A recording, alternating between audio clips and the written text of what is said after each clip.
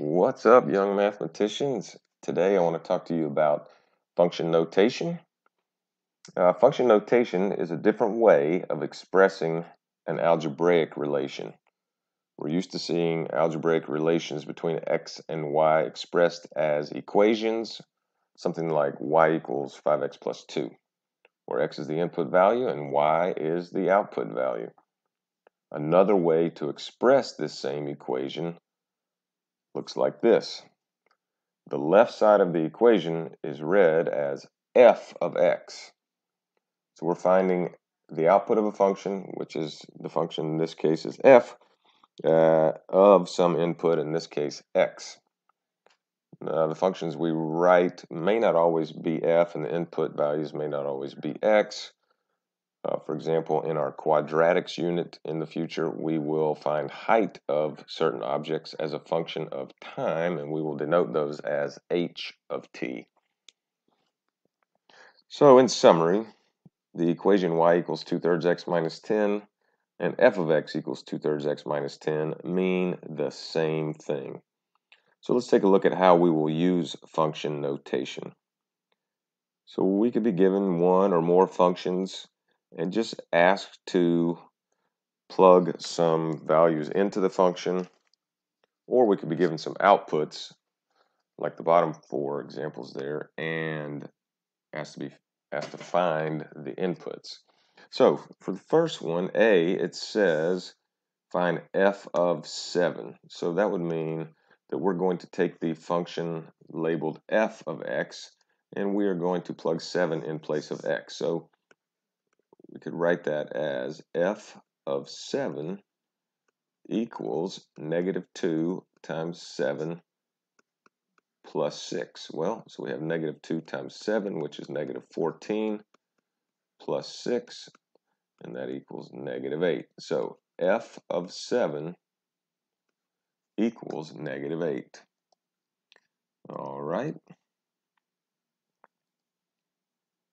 Sorry, I picked the wrong pen there. B asks us to find g of 20. So we will go to the g function, which is 0.5x minus 8, and we'll simply plug 20 in place of x. So g of 20 would be equal to 0.5 times 20 minus 8. Well, what is half of 20? That's 10 minus 8, 2. So g of 20 equals 2. All right, how about h of -3? So we're going to go to the h function and we are going to plug -3 into it. Now, if you're not using your calculator here, you want to be careful about the order of operations. So h of -3 would be 2. Then I would recommend using parentheses, especially if our input value is negative. So got to make sure we do the exponents here first before we multiply. That's a mistake I've seen in the past. So we have 2, and we're going to multiply that by -3 squared, which is +9. Then we have a -3 times the 3, which would be -9. Then +5. So what do we have here? We have 18 minus 9 plus 5, or h of -3 equals 14. All right, if you want to pause the video for 1 second and try part D there. Okay, let's see if what we get matches up with what you got. G of 100, so we're going to go to the G function and plug in 100. So G of 100 would be equal to 0.5 times 100 minus 8. Well, what's half of 100? That's 50 minus 8, or G of 100 equals 42. Okay, so looking at the next 4 examples, these are slightly different. Here we're given the output values, and we have to figure out what the input values would be. So we're plugging the 30 in this case in over on the left side of the function, instead of in the input spot. We're plugging it in for the output, and it kind of tells you f of x is equal to 30. So for example E, we're going to plug 30 in on the left side of the equation. That will equal negative 2x plus 6, and we will just solve backwards.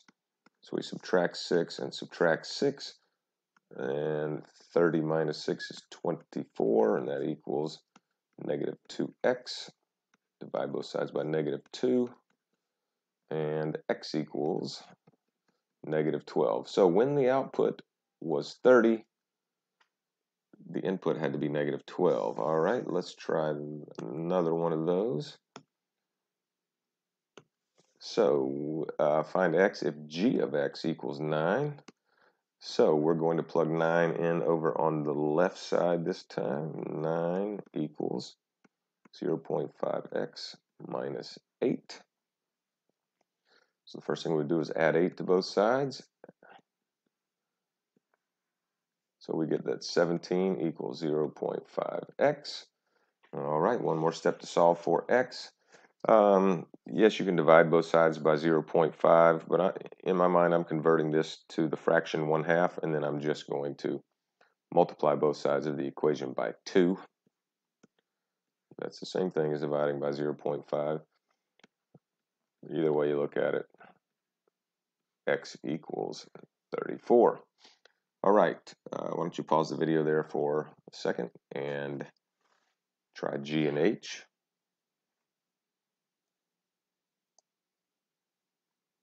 Okay, let's take a look and see how you did there. So G says f of x equals 15. X equals what? So we're going to plug 15 in over on the left side. 15 equals negative 2x plus 6. Subtract 6 and subtract 6. So we get these canceling out. Negative 2x comes down. 15 minus 6 is 9. Divide both sides by negative 2. And x equals negative 9/2 or 4.5. All right, let's see how you did on that last one. As soon as Word finishes taking a break. There we go. All right, so this time it says g of x equals 0. What does x equal? So we're going to plug 0 in over here on the left side of the g function.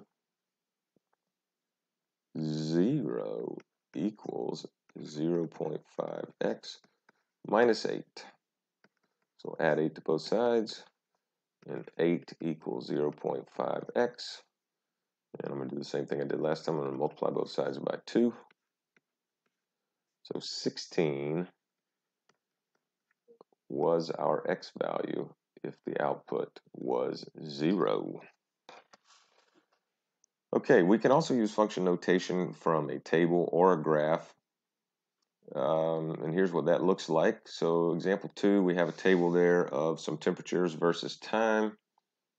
And first example says find t of 5. So we go to 5 minutes and we find the temperature at that time, and it is 8. Find t of 11. So we go to 11 on the time side, and we see what the output there is, and it is 30. Okay, we can also go backwards from the table, just like we can do with equations. This says if t of m is 22, what was the time? So if the output was 22, what was the input? So we'll go down the output column here until we find 22. Look backwards. That happened at 9 minutes. And what if t of m was 4.6? What was the time? So let's look down the output column here. We see 4.6. Time was 2 minutes. All right, and we can also use function notation from graphs. So let's look at this piecewise function here. That's a type of function you'll study more in a future course, but we can still use it here for our purposes. Find g of 2. So we will go to 2 on the x-axis. 2 is an input, and we will look and see where that function is, and it is down this way. And then from there we go over to the y-axis and see what y value that is, and that is -2. All right. Let's go to g of -4. All right, so we'll go to -4 on the x-axis, 1, 2, 3, 4, and see where our function is. It's up this way this time. And then we will look to the y-axis to see what the y value is there. And the output of this function at -4 is 4. All right, let's go to +4. So we'll go to 4, or what is g of 4? Go to 4 on the x-axis, and we have a different situation here. We have something going on here, but I also see the function has an output value down here. Well, because this is an open circle here, rather, there's actually no value of the function here, so the only output we have for an input of 4 is here, and we look over to the y-axis and see what our y value is there, and that is -2. Okay, let's look at one final example where we're going to work backwards. So this time it says if g of x equals 1, x equals what? So this time we're going to an output value or y value of 1, which is here, and then we will work out to our function. There's actually 2 places where this function has a height of 1. That's here.